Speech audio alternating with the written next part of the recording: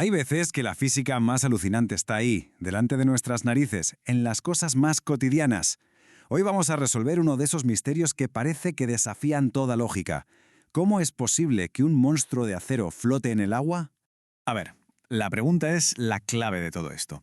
¿Cómo es posible que un barco de acero que pesa miles y miles de toneladas flote tan tranquilo, mientras que una simple moneda se hunde hasta el fondo? Suena a que algo no cuadra, ¿verdad?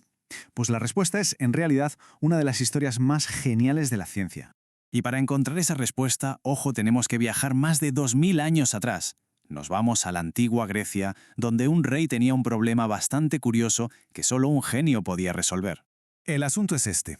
El rey Herón II de Siracusa se había mandado hacer una corona de oro nueva. Pero claro, le rondaba una sospecha. ¿Y si el orfebre le había timado, mezclando el oro con plata, que valía menos? Así que le encargó al gran pensador de la época, Arquímedes, que lo averiguara. Pero, con una condición muy clara, no podía dañar la corona de ninguna manera. Arquímedes lo tenía claro. Si conseguía medir el volumen de la corona, podría calcular su densidad, y con eso compararla con la densidad del oro puro. Pero a ver, ¿cómo mides el volumen de algo con una forma tan rara y compleja como una corona? Ese era el verdadero reto.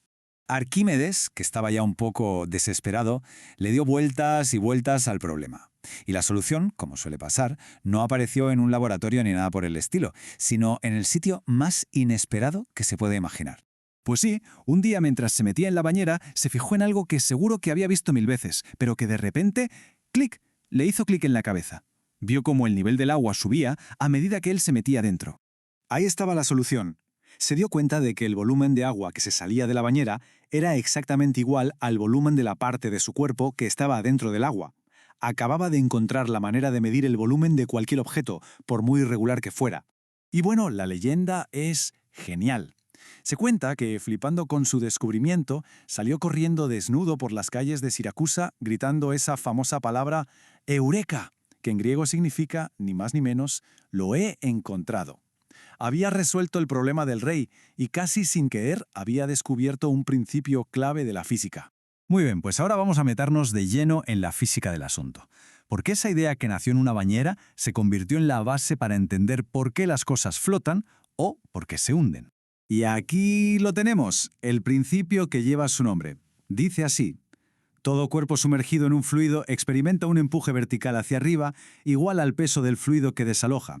O sea, para que nos entendamos, el agua empuja al objeto hacia arriba. ¿Con cuánta fuerza? Pues con una fuerza que es igualita al peso del agua que ese objeto ha apartado. Fuera del agua la cosa es muy sencilla. Sobre un objeto lo que actúa es básicamente su propio peso, que tira de él para abajo por la gravedad, sin más. Pero en cuanto lo metemos en el agua, ¡pum!, aparece una segunda fuerza, ese empuje del que hablábamos que va hacia arriba.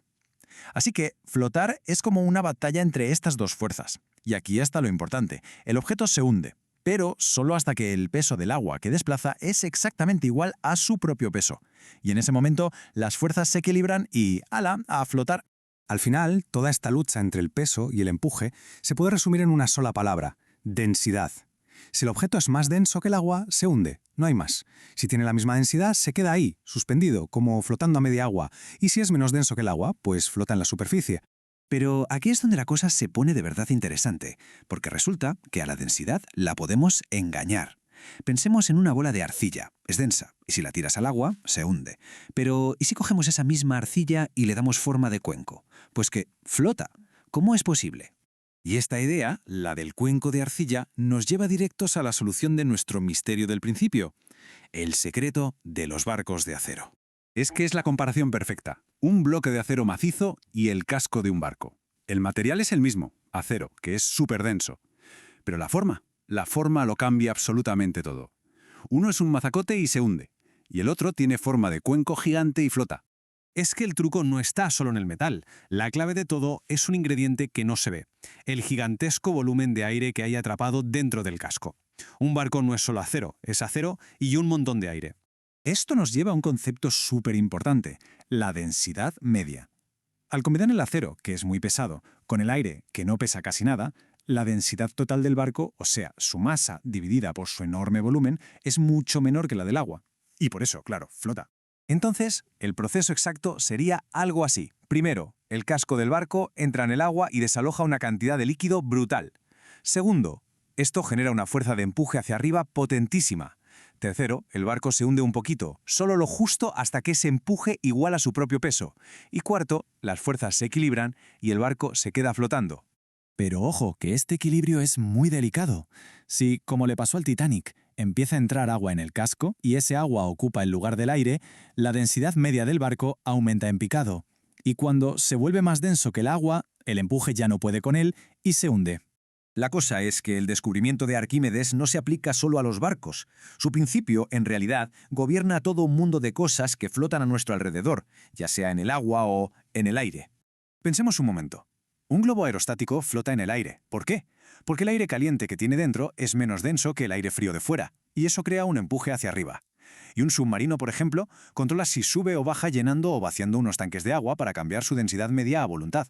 Y para terminar, una última imagen que es muy potente. Un iceberg. Flota porque el hielo es un pelín menos denso que el agua salada.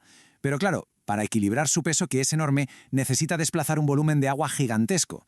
Y eso hace que casi el 90% de su masa esté oculta, debajo de la superficie. Así que, al final, el mismo principio que mantiene a flote a los barcos más grandes del mundo es el que esconde la mayor parte de un iceberg, o eleva los globos al cielo. Y esto nos deja con una pregunta en el aire. ¿Qué otras fuerzas invisibles como esta están ahí fuera dando forma al mundo que nos rodea?